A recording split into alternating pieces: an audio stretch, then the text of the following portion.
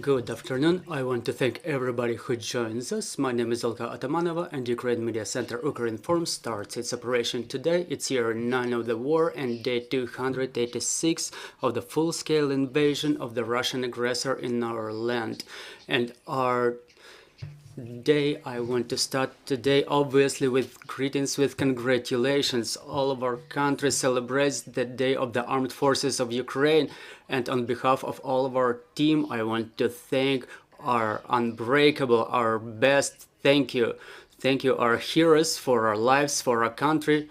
Glory to our armed forces, glory to Ukraine. Our brief schedule of briefings for today is as follows. At 13 o'clock, we will have Sergei Brachuk join us online, head of the Public Council at Odessa Regional Administration, and we will be talking about the situation in Odessa region. And at 2 o'clock, Fedor Vodislavsky, People's Deputy of Ukraine, member of the Verkhovna Rada of Ukraine Committee on National Security, Defense and Intelligence, and presidential representatives to the Parliament of Ukraine, will join us, and we will be talking about the International Tribunal and prohibition of the activities of Moscow-affiliated churches of Ukraine. And joining us online right now is Yuriy Ihnat, spokesperson of the Air Force Command of the Armed Forces of Ukraine. Good afternoon, Mr. Yuriy. Happy Armed Forces Day. I think we have to congratulate all our defenders of our skies, and we will be talking about it right now. Yes, Mr. Yuriy, let's talk about the yesterday's missile attack inflicted on us by Russians. What are the consequences and how did our air defense work? Well, there are probably consequences which were voiced by their local governments, local authorities, in a form that allows it to be informed, to be delivered to the public in a safe and secure way. As to the work of the air defense forces, we published the results. We try to adhere to the faithful details because with the high intensity of the air defense combat, it's complicated to count everything by like unit to unit. This is why we give this information around, so it's a lot of questions like what's the precise number of the missiles. So believe me, it's a faithful information. More than 60 missiles were shot down out of the 70 launched in total. And these figures are impressive not only to our Ukrainian people but to our Western partners as well. The air defense system built in Ukraine works in an efficient way, but what we draw attention of the public in all of our comments is that we still have to reinforce it with modern, up-to-date air defense weapons which are already in the ranks of our air defense forces, which work quite effectively. Both IRIS-T and NASAMS worked yesterday, and they shut down all the projectiles they were aiming. And there is no other way for us than switching to these new, efficient, modern, up-to-date, cutting-edge weapons which are respective to the threats that we're facing, and we want them to be reinforced with such means as Patriot. There are many talks around them for Ukraine to get it shortly to reinforce Ukrainian air defense system. So currently the backbone of the air defense system of Ukraine are their Soviet era air defense systems like Buk 1M and S-300. The short-range air defense systems are also in the ranks of our land forces. We appreciate the help of our German partners for Jeopard and many other air defense systems which are received by our forces of different branches, which work efficiently on shutting down the enemy projectiles above our homeland. Yesterday we used both surface-to-air missile systems and interceptors and short-range air defense system, I mean portable systems. So all means, all weapons were used against yesterday's attack in quite efficient and successful way. Well, the Minister of Defense recently announced the transfer of Hawks from Spain to us. Are they already in the ranks of our forces? Yes, Hawk is one of the systems which can reinforce our air defense systems. It's not quite new. I mean, it's physical and moral agent. It dates back to the 70s, and just like I voiced right now, the systems that we're using, they're not new, but still they work in an efficient way. And there are certain modifications of Hawk. Well, it was modernized a couple of times. There were a couple of stages of modernization. If we will receive a modernized version, it will reinforce our air defense system to cover more territory which needs protection. We cannot say about it being already in the ranks of our armed forces, but we still have to prepare people who would be able to efficiently use this type of equipment. There is information in open sources that we already received the Polish air defense systems Niva. Can you give a few comments on that?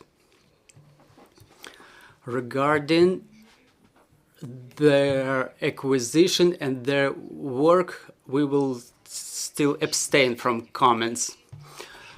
As to the Shaheds, we see that lately the occupiers ceased to use this type of UAVs. Do we have an understanding that they ran out of them and there are no new shipments? Yes, it's been a couple of weeks that we didn't notice the loitering drones of Shahed type. There are different thoughts and factors which indicate that probably the first shipment received by the occupiers is over. They ran out of it physically. They ordered more than 1,700 units and more than 400 were already launched at Ukraine, and around 350 were shot down by air defense forces. So we are being asked if the weather conditions influence or types of task influence. So yes, the weather does influence all types of aerial projectiles, but it's been 3 weeks that the Russians don't use them anymore. So we have reasons to think that the first shipment is done with and there is no information about Iran to be going to deliver new shipments to them. It's been 2 days that we observe explosions in Moscovia. It's some accidents. Do we understand the consequences of such explosions? I think, for what I understand, our armed forces, they follow the capabilities of our enemy. What are the consequences of those explosions? Well, we've seen the consequences in the open sources. We've seen the satellite photos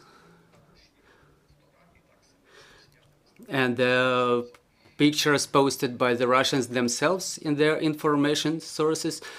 The number of their aircraft decreases, and we don't know if they are going to restore those aircraft. In order to restore them, they have to have the donors, the aircraft donors, to remove the parts from. But anyway, it's good news, because if 1 or 2 aircraft is out of order, maybe a couple of others will be out of order too. It reduces their capabilities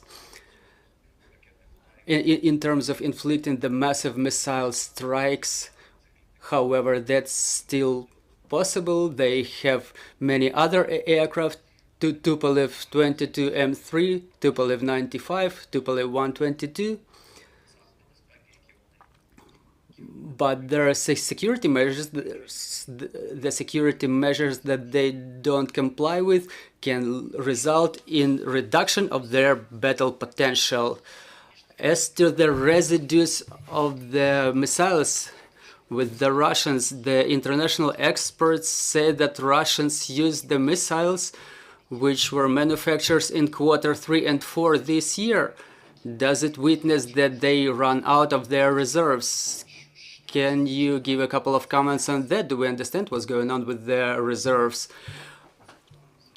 Well, the task of the Air Force is to shut down everything that's flying our way, and the tracking the reserves is the task of the intelligence, and maybe our partners, they probably know better how many reserves they still have.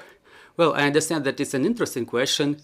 How many missiles are left? It concerns all the Ukrainian people, not only the Air Force.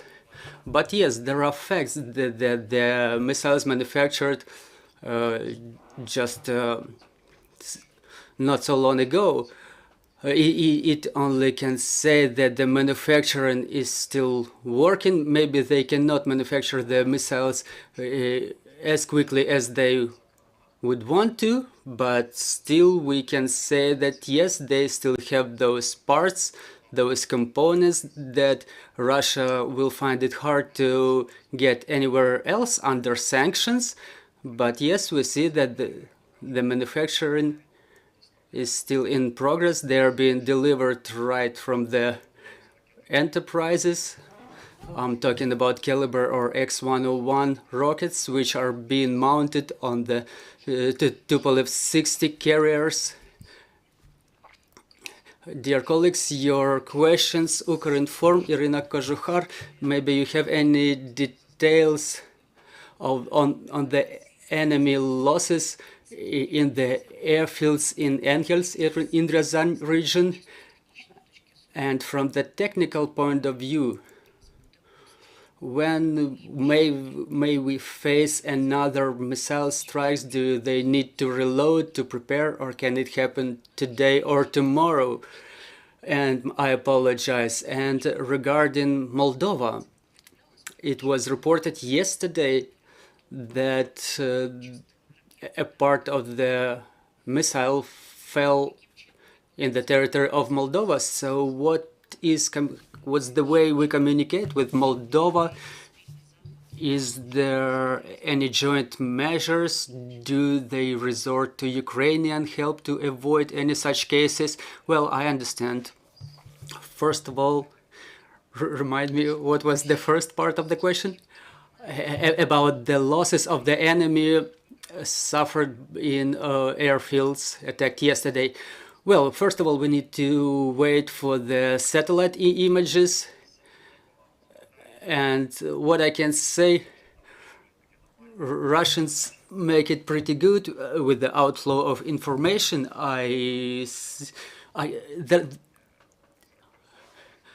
don't know how to characterize it right now. Before seeing it, what are the consequences? The Russia, they try to express different reasons why it happened, but there is still no confirmation about the damaged material. But both Air Force and all of us, we hope that they suffered some significant loss on that air base. As to the missile strikes, well, it's difficult to forecast anything because Russia plans everything ahead and in a top secret mode. However, their goals are on the paper for a long time. There are priority targets, they are lower priority targets. All their targets are known to Ukraine and to our top military command. What's the time that we need to prepare for a strike? We're not talking about one day, maybe a couple of days, because the missile route is being programmed ahead, the intelligence is being gathered, both space and air and land intelligence, and they gather details about the location of our air defense systems, how to find a way around it, where to find weak links in the air defense system. All the data is being generalized, and only then they appoint the day for a missile strike. Even talking about the yesterday's missile strikes, 70 missiles, we understand that it was not a spontaneous decision, it was prepared earlier. And third question about Moldova. Yes, what are the consequences? Unfortunately, the consequences spill over to our neighbors. Well, you see, all of these are the consequences of Russian aggression, of intense air defense combat. Ukraine shuts down the Russian missiles over its territory, and anything can happen. Those are the rockets flying with a speed of 1,000 kilometers per hour, and they can be damaged or shut down, and the debris of those missiles may fall in the territory of neighboring countries, and it's not the first time it happens. And moreover, Russia uses the airspace of the sovereign state of Moldova for attacking Ukraine. The missiles were flying over Moldova to attack the Vinnytsia region of Ukraine, and in the same way the missile was shot down above Ukraine, and the debris fell in Moldova territory. So living with a neighbor as aggressive as that, the whole world has to understand that. We have more questions in the studio.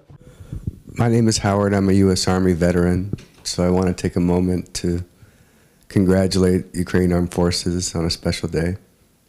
Slava Ukraini, Horum Slava. I wanted to ask about what we can do as Americans to support you with the Patriot system. If there's lobbying we need to do back in D.C. to bring that online for Ukraine. And the other question I had is about disaster preparedness.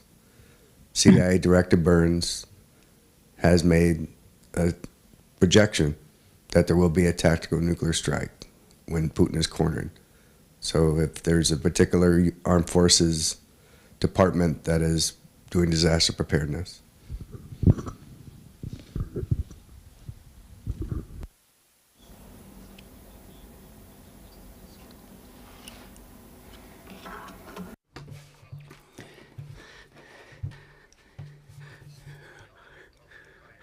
Well, you know, the world nuclear intimidates people a lot.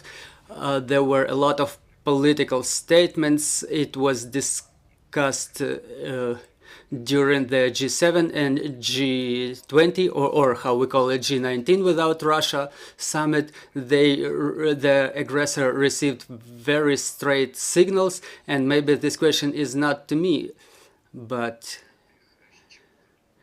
in a way that Ukraine or the American people can help the peoples and the governments of all the countries. We see just unprecedented support of 50 countries throughout the world. There is Rammstein, where the countries agreed to help Ukraine, and there are decisions. There is multilateral support of our country who fights this absolute evil. This support should not cease. Ukraine should not be out of the news lines of the leading world media, because Ukraine is where the destiny of the world is being decided. We have to understand, the world has to understand that if we don't have a right to lose. If Ukraine loses, the whole world who lives in liberty and love, it will perish. And in order to fight this evil, we have to have this support. And Patriot systems, yes, they could substantially reinforce the existing air defense system of Ukraine. They are long-range air defense with a damage capability of 150 kilometers. The location of such systems in Ukraine could put Russian aviation further from our borders and to help us shut down the cruising and ballistic missiles. We have Iris-T manufactured in Germany, but it's not being widely manufactured. It's still not in the ranks elsewhere. They were made specifically for Ukraine, and the ammunition for this only system, which is located in Ukraine, are being manufactured in Germany. And Olaf Scholz, the Chancellor of Germany, promised that more systems will be added to create a full-scale IRIS unit. And talking about NASAMS, which works in Ukraine and shut down 100% of the air targets, they are now commissioned in the United States Armed Forces and other countries, and there is a sufficient number of rockets for it, and it would be useful for Ukraine to receive more of such things, because as I mentioned, the backbone of our air defense forces is the Soviet era Buk 1M and S-300 rockets. We understand that we get exhausted in this regard, and to reinforce the air defense system, we need additional weapons. There are already resolutions on transfer of Hawks. Our guys are already being trained, but we have to think strategically. We understand that some of the systems are morally obsolete, but in the broad perspective, we have to rearm our armed forces with the cutting-edge technologies such as Patriot, NASAMS, or SAMP-T, and not less important question which we can address with the American government.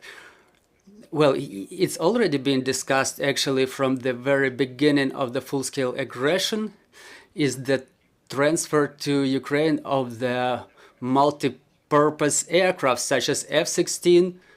Most probable option Ukraine can get to reinforce the Ukrainian air defense system, because I want to emphasize that piloted aviation, the fighter jets, are part of the air defense system, and specifically the American fighter jets or multi-purpose jets can efficiently shut down the cruise missiles flying to Ukraine.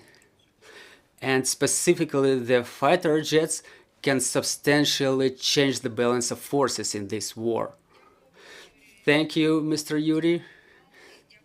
Thank you. Thank you for finding time and joining us. Once again, we wish you the very best Armed Forces Day. We trust in our armed forces, and glory to Ukraine. Glory to the heroes.